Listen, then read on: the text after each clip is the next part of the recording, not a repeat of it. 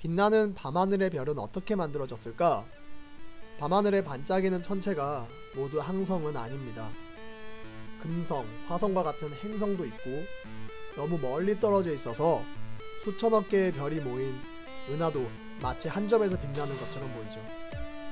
과학에서 별이란 핵융합으로 스스로 빛을 내는 항성을 뜻합니다. 우주는 항성과 성간물질로 이루어져 있습니다. 성간물질은 기체와 먼지 분자들로 대부분 수소입니다. 바로 이 성간물질이 모여 별이 됩니다. 성간물질이 많이 모이면 마치 구름처럼 보여서 성운이라고 부르는데요. 온도가 높은 분자들은 운동이 빠르기 때문에 쉽게 모일 수 없겠죠. 온도가 낮고 밀도가 높은 성운이 중력에 의해 뭉칠 수 있는데요. 균일하게 퍼져 있는 성운은 초신성 폭발과 같은 외부 충격 요인으로 어느 한쪽의 밀도가 높아지면서 중력으로 모이기 시작합니다. 회전 수축하면서 구형태였던 성운이 납작한 원반 모양을 형성하는데요.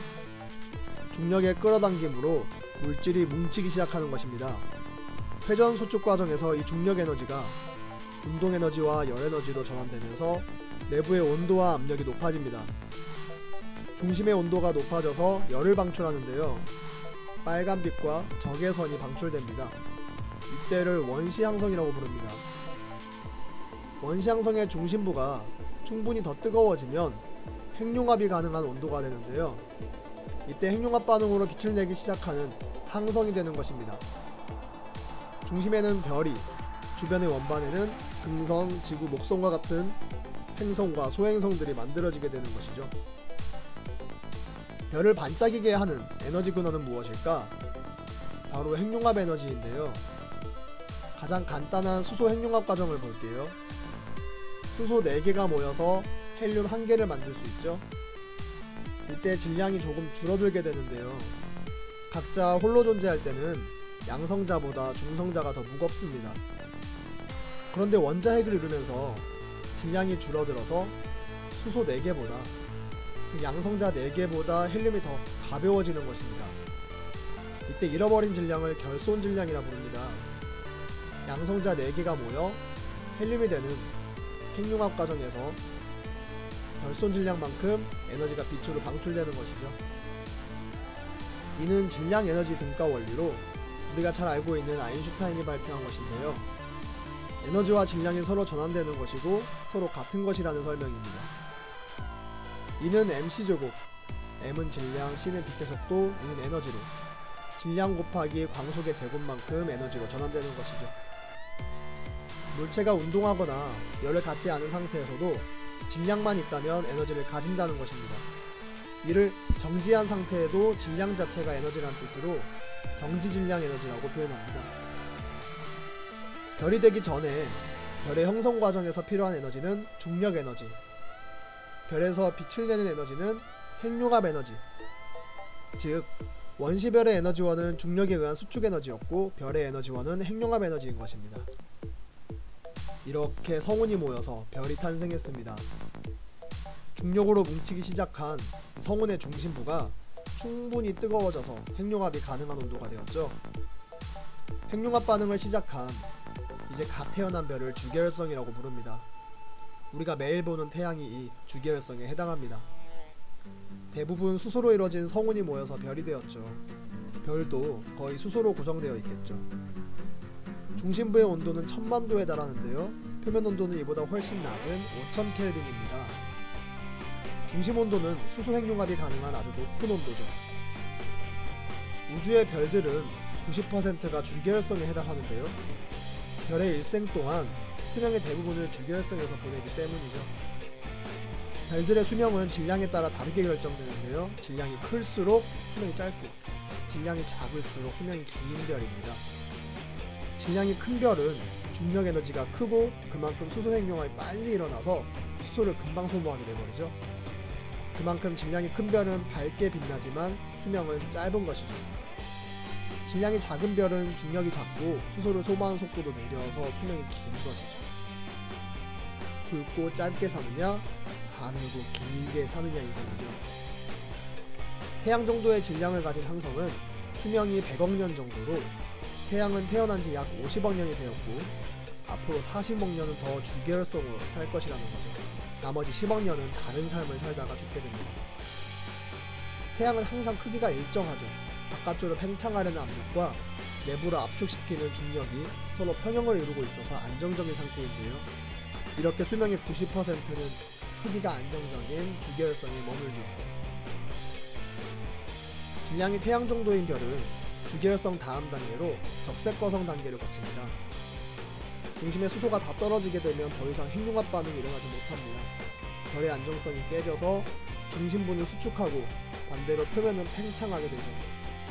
중심이 수축하면서 온도는 1억 도까지 오르고 헬륨 핵융합이 일어날 수 있는 온도가 됩니다. 헬륨 핵융합으로 탄소가 되고 또 탄소를 다 소모한 후에는 핵이 다시 수축하고 중심 온도가 또 더 올라서 탄소 핵융합이 일어납니다. 그리고 산소까지 만들어지죠. 적색거성은 여기서 끝이 납니다. 산소보다 무거운 원소가 형성되지 못하죠. 만약 우리가 별의 내부를 들여다볼 수 있다면 안쪽이 밀도가 큰 층구조를 이루고 있겠죠.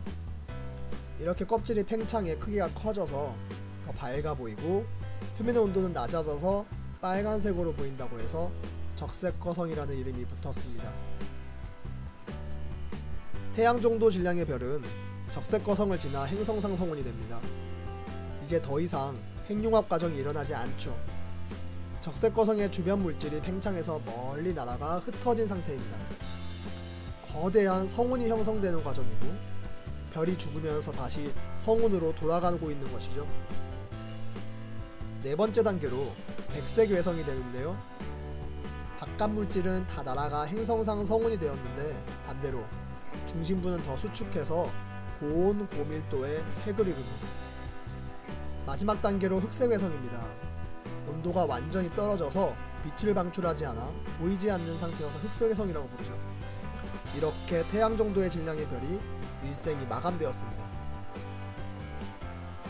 태양 질량의 10배 이상인 별은 주계열성 이후로 다른 진화 단계를 거칩니다. 초고성 단계입니다. 핵이 수축하며 온도가 6억 켈빈까지 오릅니다. 중력 수축으로 중심의 온도가 오르고 핵융합 반응이 일어나고 핵융합이 끝나면 다시 중심부가 수축해서 온도가 또 오르고 그럼 다음 핵융합 반응이 일어나는 이 반복 과정을 거치죠.